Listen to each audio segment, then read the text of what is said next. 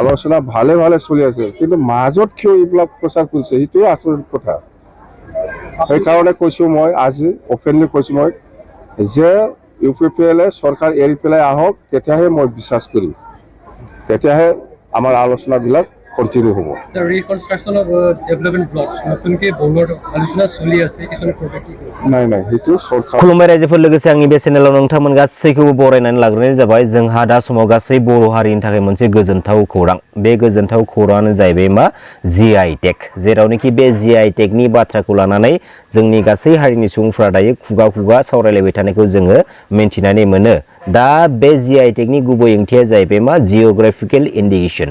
जोंनि बर' बिमा रावजों जों बुंनो थाङोबा जिअग्राफिकेल माने भुमखौरांनि मोखां ना, इन्डिकेसननि मिनिङा दिन्थिनाय जायो, जेरावनोखि भुमखौरांनि आयनायाव जोंनि हारिनि माखासे इन्सट्रुमेन्ट्स, जोंनि हारिनि माखासे जानाय लोंनाय, जोंनि हारिनि माखासे बाहायनाय मुवा बेसादफोरखौ बे भुमखौरांनि आयनायाव जोंहा दिन्थिनो थाखाय जायगा मोनदों, बा जोंनि बर' हारिनि माखासे जानाय लोंनाय बाहायनाय बायदिसिना मुवा बेसादफोरा बे भुमखौरांनि आयनायाव दिनैनि समाव जायगा मोननो हादों। बेयो जोबोद गोजोनथावनि बाथ्रा। बेवहाय मोनसे बाथ्राखौ रोखानो फोरमान होना दोननाय जादों रायजो राजा नोंथांमोन। बे बाथ्रायानो जाहैबाय मा 8 ट्रेडिशनेल प्रडाक्ट्स अफ आसाम्स बड' ट्राइब ग्रेन्टेड GI ना। दा बै GI जों ग्रेन्टेड खालामजानाय बे जोंनि हारिनि 8टा प्रडाक्ट्सफोरा मा मा नोंथांमोननि सेराव आं फोरमायगासिनो दङ, नोंथांमोना खोनासंलांबानो जाबाय। सेथियाव जाबाय बड' जौ गोरान, नैथियाव जाबाय माइब्रा जौ बिदै, थामथियाव जाबाय बड' जौ गिसि, ब्रैथियाव जाबाय बड' नाफाम, बाथियाव जाहैबाय बड' अनला, दथियाव जाहैबाय बड' गोखा माने गोखा गोखै जानाय, स्निथियाव जाहैबाय बड' नारजि, दाइनथियाव जाहैबाय बड' आर'नाइ। लोगोसे GI टेगआव गासै जोंनि हारिनि ट्रेडिशनेल माखासे आइटेमफोरखौ लिस्ट खालामनानै दोननाय जादों, आरो बैफोर लिस्टआव गासैहाय 21टा लिस्टखौ मेनसन खालामनानै दोननायखौ जों नुनो मोनदों। लोगोसे बैफोर 21टा लिस्टनि गेजेराव मा मायो मेनसन खालामनानै दोनजादों, बैफोर लिस्टफोरखौ नोंथांमोननि सेराव आङो फरायथिनानै होगासिनो दङ, नोंथांमोना खोनासंलांबानो जाबाय। गिबियावनो दङ बड' दख'ना, नैथियाव दङ बड' इरि सिल्क, थामथियाव दङ बड' जोमग्रा, ब्रैथियाव दङ बड' गामसा, बाथियाव दङ बड' खेरादाफिनि, दथियाव दङ बड' खारदै, स्निथियाव दङ बड' गंगार दुन्दिया, दाइनथियाव दङ बड' सेरजा, गुथियाव दङ बड' सिफुं, जिथियाव दङ बड' थरखा, जिसेथियाव दङ बड' गंगना, जिनैथियाव दङ बड' जथा, जिथामथियाव दङ बड' खाम, जिब्रैथियाव दङ बड' आर'नाइ, जिबाथियाव दङ बड' नाफाम, जिद'थियाव दङ बड' अनला, जिस्निथियाव दङ बड' गोखा, जिदाइनथियाव दङ बड' नारजि, जिगुथियाव दङ बड' जौ माइब्रा बिदै, नैजिथियाव दङ बड' जौ गोरान, नैजिसेथियाव दङ बड' जौ गिसि।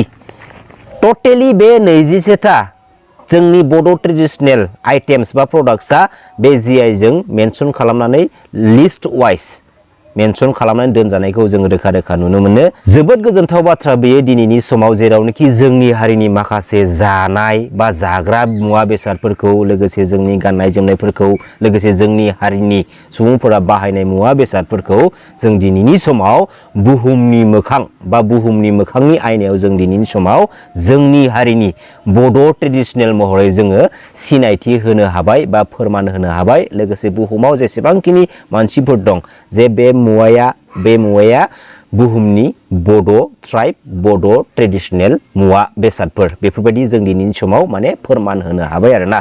बियो जोबोद गोजोनथाव बाथ्रा, लोगोसे जोबोद खुसिनि बाथ्रा। फैबाय थानाय समाव बेफोरबायदिनो जोंनि हारिनि माखासे ट्रेडिशनेल मुवा बेसादफोरखौ लानानै बा बाहायनाय बायदिसिना बिथिंखौ लानानै जों जेब्लाबो बुहुमनि मोखाङाव, बुहुमनि दरजायाव, बुहुमनि आयनायाव जोङो सिनायथि होलांनो हायो। जों बेफोरबायदिनो सानफा एफा आगानसे स्टेप बारायनानै जों गोजौ लामा फारसे दावखोनो हायो। लोगोसे आफा बोराइ बाथौनाव गासै बड' फिसाफोरा अराय सम बुहुमा जेसेबां दिनालागै थागोन बै दिनालागै जोंनि बर' हारिया आलो गोजोनै थाबाय थानो हाथोंनि थाखाय आं आफा बोराइ बाथौनाव आर'ज गाबबाय।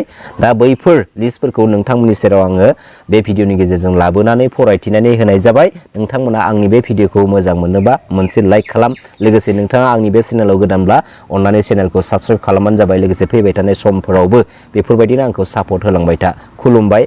जै बर' हारिनि, जै बर' बिमानि।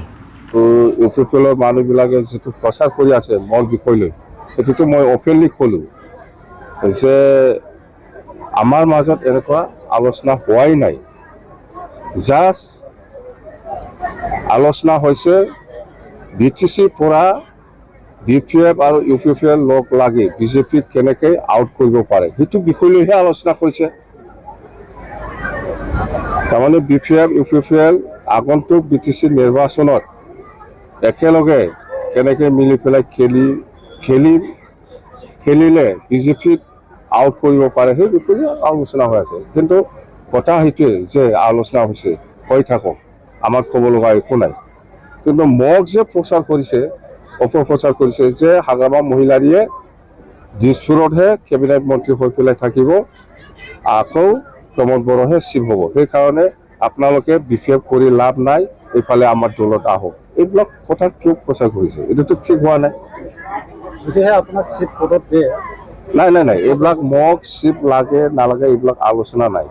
আমাৰ কথাটো হ'ল UPPL BPF কেনেকৈ মিলি পেলাই কাম কৰিব লাগে, ইয়াৰ বিষয় লৈ আলোচনা হৈছে আৰু বিজেপিক ইয়াৰ পৰা আউট কৰিব লাগে। UPPLৰ এজেণ্ডাটো সেইটোকে এজেণ্ডা কৰি পেলাই আমাৰ লগত আলোচনা কৰিছে ইহঁতে। তো আমিও এগ্ৰিছন যিহেতু ইহঁতে আলোচনা কৰিব বিচাৰিছে, ময়ো যাব দিছোঁ। মই যোৱা নাই, আমাৰ দলৰ নেতাসকলক মই পঠাই দিছোঁ। বাছ কথা 2025 আমি যিটো দেখিবলৈ পাইছে BPF আৰামত চৰকাৰ বনাব। BPFটো অকলে খেলিব, BPF অকলে খেলিব, কাৰো লগত এলায়েন্স নাই। আজি UPPL আলোচনা কৰি আছে, এইফালে কিবা একটা আলোচনা কৰিছে, এইফালে কিবা একটা প্ৰচাৰ কৰি আছে। এইটো কেনেকৈ বিশ্বাস কৰিম আমি? মুঠতে BPF ছিংগেলি খেলিব আৰু ছিংগেলি মেজৰিটি পাব। BPF সেইখন মানে আমি এবছলুট মেজৰিটি পামেই, মুঠতে এবছলুট মেজৰিটি পাম। আমি 25টা তলত BPF দলে নাপায়। হৈ আছিল আলোচনা ভালে চলি আছে, কিন্তু মাজত কিয় এইবিলাক প্ৰচাৰ কৰিছে সেইটোৱে আচৰিত কথা। সেইকাৰণে কৈছোঁ মই, আজি অপেনলি কৈছোঁ মই যে UPPL চৰকাৰ এৰি পেলাই আহক, তেতিয়াহে মই বিশ্বাস কৰিম, তেতিয়াহে আমাৰ আলোচনাবিলাক কণ্টিনিউ হ'ব। ৰিকনষ্ট্ৰাকশ্যন অফ ডেভেলপমেণ্ট ব্লকছ নতুনকৈ বনোৱাৰ আলোচনা চলি আছে, কিছুমান প্ৰজেক্ট কি কৰিব? নাই, সেইটো চৰকাৰৰ প্ৰক্ৰিয়া, সেইটো ভালে চলিব। মুঠতে সেইটো ডিপাৰ্টমেণ্টটো ট্ৰেন্সফাৰ BTC ডিপাৰ্টমেণ্ট BTCয়ে বনাব, এইটো BTCয়ে বনাব লাগে মোৰ হিচাপত। চিটলিত বাই ইলেকশ্যন হ'বলৈ গৈ আছে, আমি জিকিম, খেলিম আমি মুঠতে দেই।